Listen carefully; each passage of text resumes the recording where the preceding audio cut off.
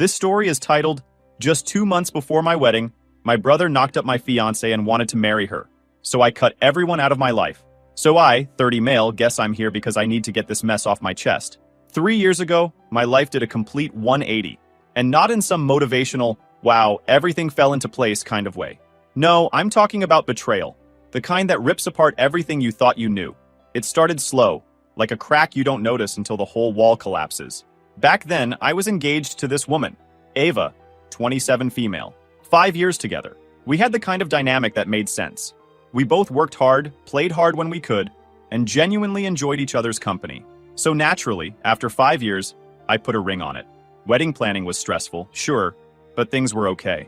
I was pulling extra hours at work to make sure we could afford the wedding we wanted, and Eva, well, she was figuring things out after losing her job. That part was tough on her. She tied a lot of her identity to her career, and getting fired hit her hard. I did my best to support her, and after a couple of weeks, she found a pottery class to keep herself busy. Cool, right? I thought so. Now, this is where things start to get weird. Eva's pottery hobby should have been a harmless way to distress. But then my brother, Kyle, 27 male, entered the picture. Kyle and I, let's just say we're built differently. I'm the straight-laced, career-focused guy. Kyle's the charming screw-up who always managed to land on his feet, no matter how badly he messed up. As it turned out, Kyle was also in the same pottery class. What were the odds, right? At first, I thought nothing of it. He'd make jokes about how artsy Eva was compared to me, and I laughed along. I mean, it's Kyle. Always the joker, rarely serious. But then he started visiting more, a lot more. At first, it seemed innocent. He'd swing by after their class and stick around to hang out. Then it became dinner visits, where he'd conveniently show up with some random excuse. I was in the area, or I had leftovers I thought you'd like. Okay, fine. Then, there was a Friday night when Ava skipped our usual movie date to hang out with Kyle instead. That's when the alarm started ringing in my head. I asked her about it, and she brushed me off. He's like a little brother to me, she said. You're overthinking it. I let it go because I didn't want to seem paranoid, but Kyle's visits didn't stop. They increased. He was at the house more than I was some weeks, and when I confronted him about why he was always hanging around, he just laughed. What? I'm not allowed to bond with my future sister-in-law, he said. His tone was playful, but something felt off. Fast forward to 2 months before the wedding. I was working insane hours, trying to juggle wedding expenses and everything else, while Eva and Kyle were basically inseparable. They'd hang out on weekends, go to art galleries, and even hit up new restaurants. It started to feel like Eva was dating Kyle more than me. One night, I came home from work exhausted. I opened the fridge looking for something quick to eat, only to find that the takeout leftovers I'd been saving were gone. Kyle had eaten them. Again. It's just food, Eva said when I brought it up, laughing like I was the one being ridiculous. That was it. I couldn't keep ignoring the nagging feeling in my gut. I asked Eva point blank if something was going on between her and Kyle. She got defensive. How can you even think that? She said. He's your brother, for God's sake. Her reaction left me feeling guilty for doubting her, but something still didn't sit right. Then came that night. I'd been on a business trip for a few days and came home early to surprise Eva. I picked up her favorite takeout on the way and was looking forward to spending some quality time together. But when I pulled into the driveway, Kyle's car was parked outside. Now, normally, this wouldn't have been a big deal. Kyle dropped by unannounced all the time, but it was late, almost 11 p.m., and his car being there at that hour didn't make sense. My gut churned as I unlocked the door and stepped inside. The house was silent except for faint laughter coming from upstairs. The living room was empty, but the TV was on its flickering light. My eyes were immediately drawn to the cups scattered across the floor. I set the takeout on the counter, my hands shaking slightly. I told myself it was nothing, that I was overthinking it again, but I couldn't shake the feeling. If he is here, why are they not in the living room? I kid you not. In that moment, part of me wanted to turn around and leave, but another part, the part that needed undeniable proof, pushed me forward. I needed to assure myself that there was nothing between them. I walked upstairs, my heart pounding with every step. As I reached the bedroom door, I heard a voice, Kyle's voice. I pushed the door open, and there they were, Eva and Kyle together, in my bed. They didn't even notice me standing there. Normally, I'm the type to keep my cool, but this was beyond anything I could have prepared for. My fiancée, the woman I was planning to marry in 2 months, was in bed with my own brother. I didn't think. I just acted. Without a word, I stepped into the room, marched up to the bed, and grabbed Kyle by the back of his neck and yanked him away. The look of pure shock on his face was satisfying. He turned to me, and the confusion quickly morphed into straight-up terror. I didn't even glance at Eva. Kyle started stumbling over himself, mumbling some half-baked apologies, but I wasn't hearing it. Without a second thought, my fist connected with his face, and the crunch of his nose breaking was both satisfying and infuriating. "Get the hell out of my house!" I shouted, my voice shaking with rage. Kyle tried to shield himself, but I wasn't done. I hit him again, this time knocking him to the floor. Blood dripped from his nose as he scrambled to his feet, mumbling, "I'm sorry, man. I didn't mean for this to happen." "You didn't mean for this to happen?" I yelled. "You're in my bed with my fiancée. Get the fuck out of my house!" Kyle, being the coward he is, bolted, clutching his face as he ran out the door. That left Eva, sitting on the bed, sobbing. "I'm sorry," she whispered. "It's not what it looks like." "Not what it looks like?" I said, glaring into her soul. She tried to plead, saying it was a mistake, that she wants to explain. I was completely disgusted. "You've got 5 minutes to pack your things and get out," I said. "And if you're not gone by then, I'll throw you out myself." She cried harder, begging me to listen, but I didn't care. I watched as she grabbed a suitcase and shoved whatever she could into it. When her time was up, I opened the door and stood there, waiting.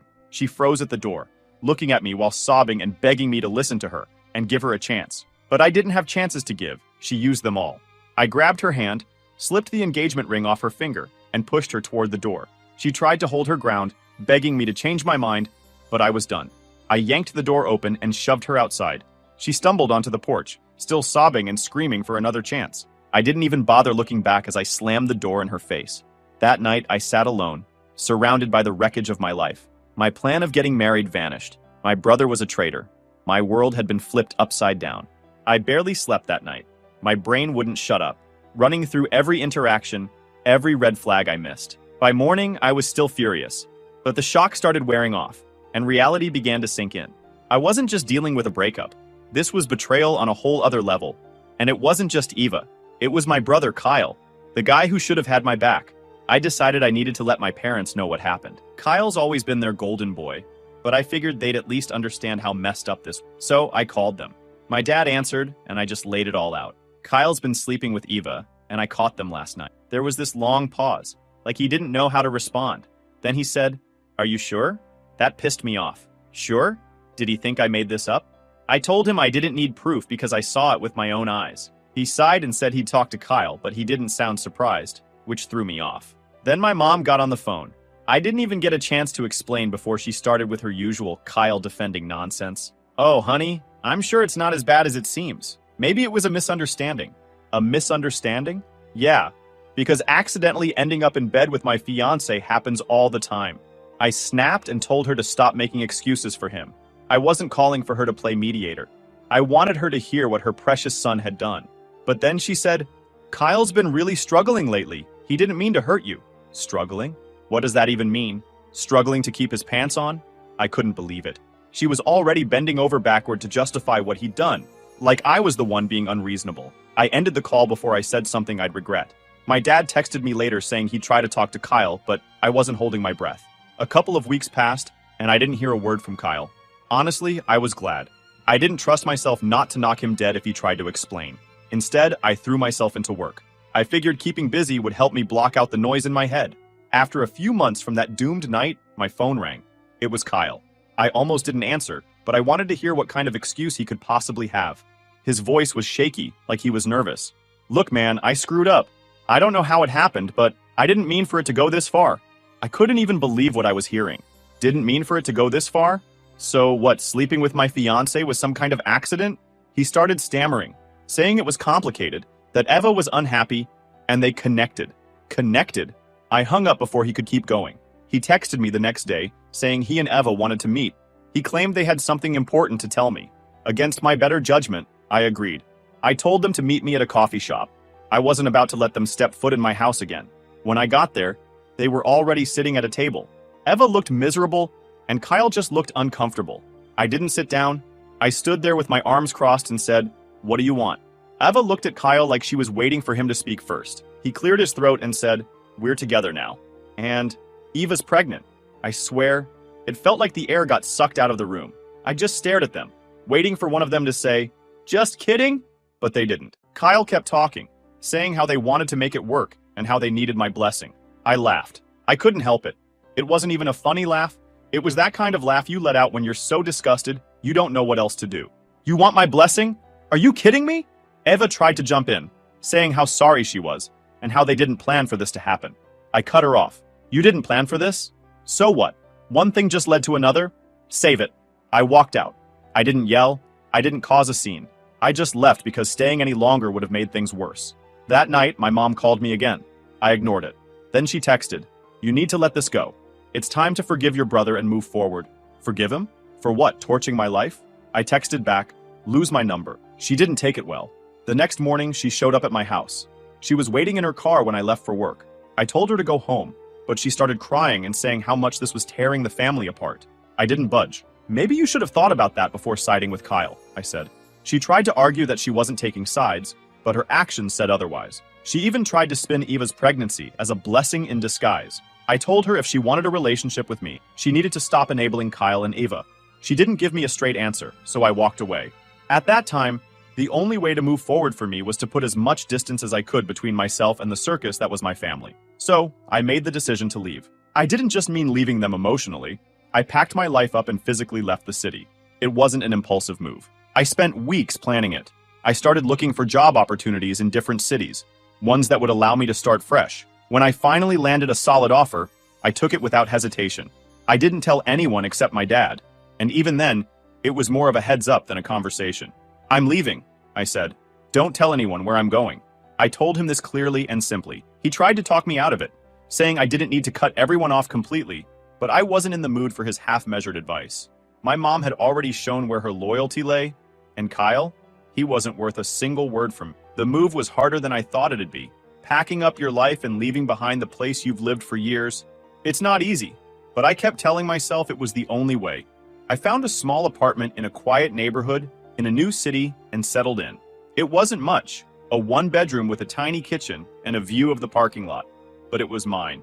No reminders of the past, no shared spaces tainted by betrayal.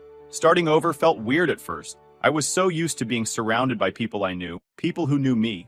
In the new city, I was just a face in the crowd, which was both liberating and lonely. I focused on my new job to keep myself distracted. My coworkers were nice enough, but I wasn't exactly in the mood to make friends. One thing I didn't expect was how quiet it would be. No calls, no texts, no awkward run-ins at family gatherings. At least I didn't have to deal with Kyle's antics, my mom's guilt trips, or Eva's fake apologies. I did get the occasional text from my dad, usually short updates like, "Hope you're doing well," or "Miss you." He never pushed too hard, which I appreciated. But my mom? Radio silence. Not a single call or message. I guess she figured I was the one who needed to come crawling back. By the time I hit the 1-year mark in the new city, I felt like a completely different person. I wasn't just surviving, I was thriving. I'd gotten a promotion at work, made some solid friends, and even started saving for a better apartment. But here's the thing about moving on. Just when you think you've left it all behind, the past has a way of sneaking back in. One day, out of nowhere, I got a text from my dad. It wasn't his usual "hope you're doing well" message. This one was different. It said, "Your mom's asking for your number. She wants to talk." I stared at the screen for a long time. All I could think about was what could she possibly have to say after all this time. I texted back, "Tell her I'm not interested." My dad didn't push, and neither did she. But that text shook me more than I wanted to admit. I thought I was done with all of it, but clearly they weren't. And then came an unexpected visit. It was a regular Tuesday evening, nothing special. I had just gotten back from work when I heard a knock at the door. At first, I thought it might be a delivery mix-up, or a neighbor needing something. I wasn't expecting visitors. I didn't exactly keep an open-door policy in my new life. When I opened the door, I froze. Standing there, looking like life had dragged her through a blender, was Eva. And next to her, holding her hand, was a little girl. She couldn't have been more than 2 or 3, but even at a glance, I knew whose kid she was. The resemblance to Kyle was glaring. Same eyes, same smirk, same everything. I didn't say anything at first, and neither did Eva. She just stood there, looking worn out. Her clothes were shabby, and she looked thinner, almost sickly. It was like seeing a ghost of the person I used to know. The little girl, though, was staring up at me, probably wondering why this stranger looked so surprised. Finally, I broke the silence. "What are you doing here?" My tone wasn't exactly welcoming, but come on. What was I supposed to feel seeing her on my doorstep after all these years? Eva's eyes welled up with tears, and her voice was shaky. I didn't know where else to go. Can I come in? Every instinct I had was screaming no, but I couldn't just slam the door in her face, not with a kid standing there. So, against my better judgment, I stepped aside and let them in. I led them to the couch and sat down in the chair across from them, keeping as much distance as the room would allow. Eva was fidgeting, and the little girl was sitting quietly beside her, clutching a stuffed animal. I offered them water, more out of politeness than actual care, but Eva shook her head. So? I asked, leaning back. What do you want? She pulled out an envelope from her bag and handed it to me. I hesitated before taking it, but once I saw the handwriting on the front, I knew exactly what it was. My mom's handwriting. I opened it and started reading. It was, as expected, a guilt trip in letter form. My mom wrote about how Eva and the child, her grandchild, were struggling because Kyle had abandoned them. She said it was my responsibility to step up and help, since I was the only stable one left in the family. She went on about how family takes care of each other, even when things go wrong. By the time I finished, I was furious. I tossed the letter onto the coffee table and looked at Eva. And what? You thought this was a good idea? Just show up and let my mom guilt me into fixing this mess? Eva's tears started flowing as usual. I didn't know what else to do, she said. Kyle's gone. He left us 3 months ago. I tried to make it work, but I can't. Your mom's been helping me, but now she says she can't do it anymore. She said you'd... Her voice cracked, and she didn't finish the sentence. I leaned forward, resting my elbows on my knees. Let me get this straight. Kyle bails, my mom decides she's done helping, and somehow I'm supposed to swoop in and save the day? Why would you even think that's an option? She wiped her face with her sleeve, looking completely defeated. Because I have no one else. I don't have a job, I don't have savings. Everything I had went into trying to make it work with Kyle, and now he's gone. I'm desperate. I looked at the little girl. She was just sitting there quietly, her big eyes darting between Eva and me. She had no idea what was going on, and honestly, that made it harder. The kid didn't ask for any of this. I took a deep breath.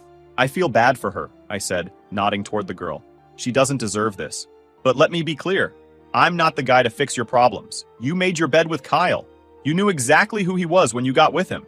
And now you're here expecting me to clean up his mess? Number not happening. Eva started sobbing, full-on ugly crying. I know I messed up, but I didn't think he'd leave us like this. I thought he'd at least stick around for her. I didn't have it in me to argue anymore. I stood up and grabbed my wallet from the kitchen counter. I pulled out a couple of $100 and handed it to her. Here, this is all I'm giving you. Use it for gas, food, whatever. But I can't help you beyond this. You need to figure this out on your own. She took the money with shaking hands, still crying. Thank you, she whispered. After a few awkward moments, she picked up her bag and held the little girl's hand. I'm sorry, she said. I barely heard her. I didn't respond. I just opened the door and waited for them to leave. As they walked out, the little girl turned around and gave me a tiny wave. I didn't know what to do, so I just nodded. When the door closed, I leaned against it and let out a long breath. My head was spinning. Seeing Eva again, seeing that kid, reading that letter, it was like all the progress I'd made in the past 3 years to move on with this chaos got dragged back to square one. I sat down on the couch and stared at the envelope on the table. My mom had some nerve. After everything that happened, she still thought she could guilt me into playing savior for Kyle's mess. I couldn't wrap my head around it. Did she really believe I owed them anything? The next morning, I called my dad. I already knew my dad had given Eva my address, but I wanted to hear it straight from him. So I called him and got right to the point. Why the hell did he think it was okay to share my location with her after I told him not to? What exactly did he expect me to do for Eva and her kid? There was this awkward pause on his end. I'm sorry, son. I really am. He sounded regretful, but that didn't make it any better. He explained that they had tried to help Eva as much as they could, but with Kyle gone, their hands were tied. Then he dropped the real reason. Your mom begged me to give her your address.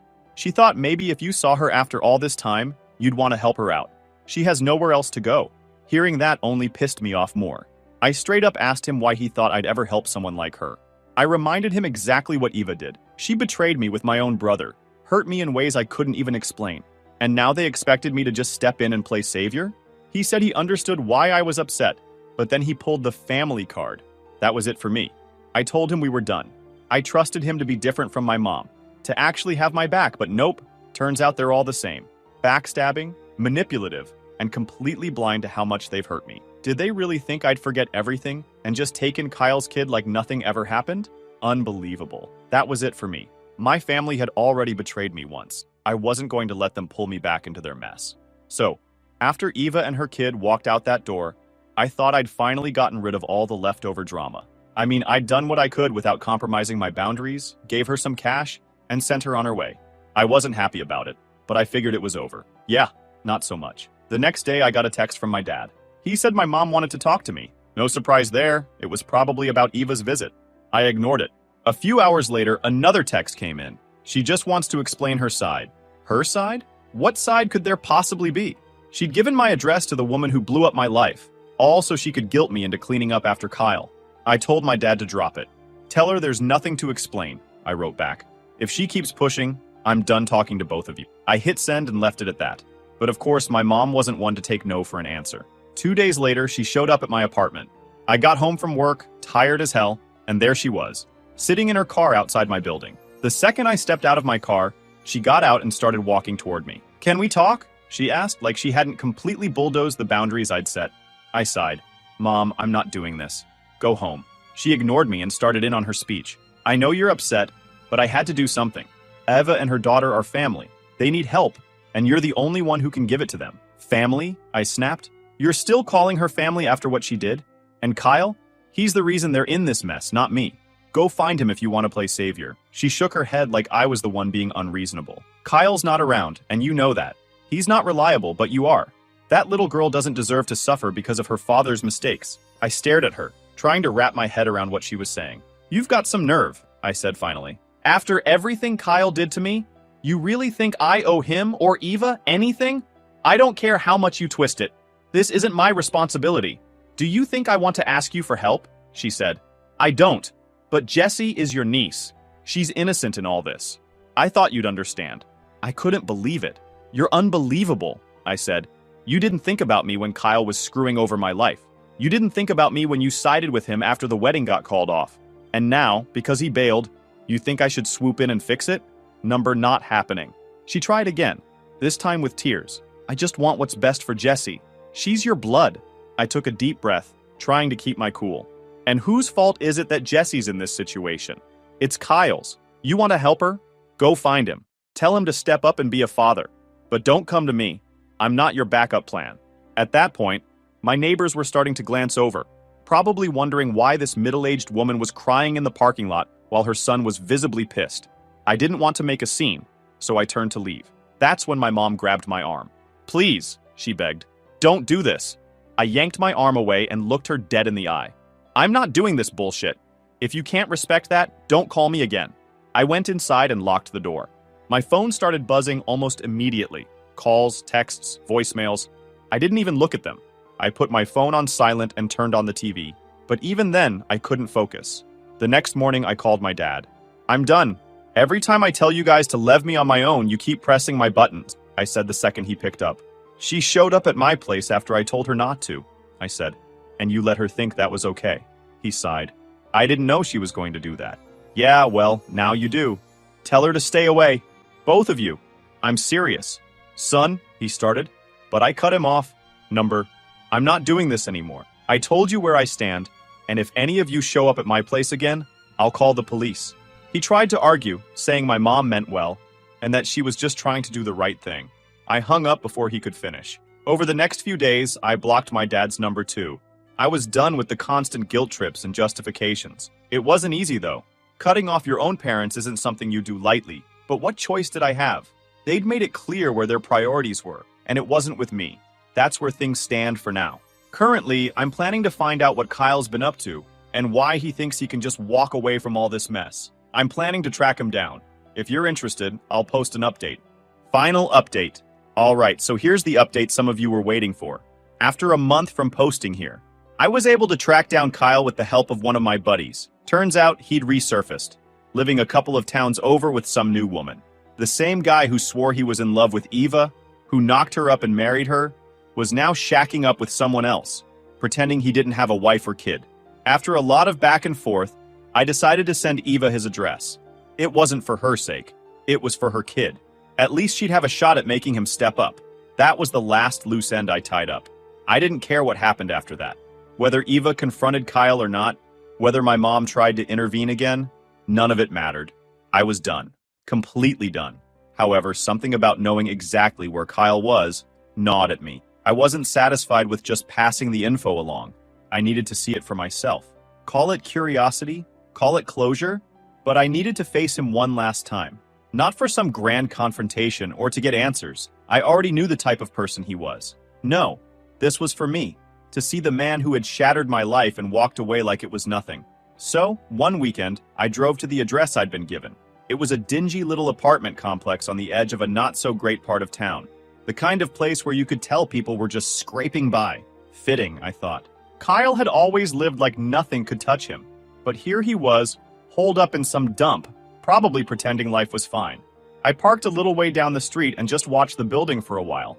It wasn't long before I spotted him. He came out with a woman who looked barely out of her 20s. She was all over him, laughing and clinging to his arm like he was the best thing since sliced bread. Kyle, as usual, looked smug, like he was on top of the world. It hit me then how little he'd changed. Same swagger, same fake charm, same dude who thought he could take whatever he wanted without consequence. The only difference now was that he wasn't my problem anymore. I didn't approach him right away. Instead, I waited until he was alone. Later that afternoon, he came out again, this time by himself, probably heading to the store or something. So I stepped out of my car and called his name. He froze, clearly not expecting to see me. "Oh, hey," he said, trying to play it cool. "What are you doing here?" I stared him down. "I found out where you've been hiding. Figured it was time we had a chat." Kyle shifted uncomfortably, his confidence fading. "Look, if this is about Eva and Jesse, I already told Mom." I cut him off. "This isn't about them. This is about you. Do you even realize the mess you've left behind? Or are you too busy playing house with your latest fling to care?" He looked away, shoving his hands in his pockets. "I didn't mean for things to get this bad," he mumbled. "I just needed a break." "From what? Being a dad? Being a decent human being? You're pathetic, Kyle." He tried to defend himself, spouting some nonsense about how he and Eva were never right for each other, how things got too complicated, blah blah blah. I didn't care. I'd heard enough excuses to last a lifetime. "You don't get to walk away like this," I said, stepping closer. "You have a kid, Kyle. A kid who didn't ask for any of this. And instead of stepping up, you ran. You left her and Eva to fend for themselves. Do you even feel bad about that?" Kyle didn't answer. He just stood there, staring at the ground like a coward he had always been. "I don't care what your excuses are," I continued. "You're going to fix this. You're going to step up, take responsibility, and figure out how to support your kid. Because if you don't, I'll make damn sure you regret it." I didn't give him a chance to respond. I turned and walked back to my car, leaving him standing there, probably wondering if I'd really follow through. But I wasn't about to let him keep running without consequences. On the drive back home, I felt lighter. I finally wasn't carrying the weight of Kyle's betrayal. I'd faced him, told him exactly what I thought, and left him to deal with his own mess. In the end, all this wasn't about winning or getting revenge. For me, it was about reclaiming control, letting go of the pain, setting boundaries, and refusing to let their chaos pull me back in. I've got my own life now, one where I'm finally free of their nonsense. And for the first time in a long time, I feel at peace. That's it. That's the whole story. Thanks for sticking with me, Reddit. It feels good to finally get this off my chest. If you're dealing with toxic family or betrayal, take it from me. You're allowed to walk away. Sometimes it's the only way to move forward.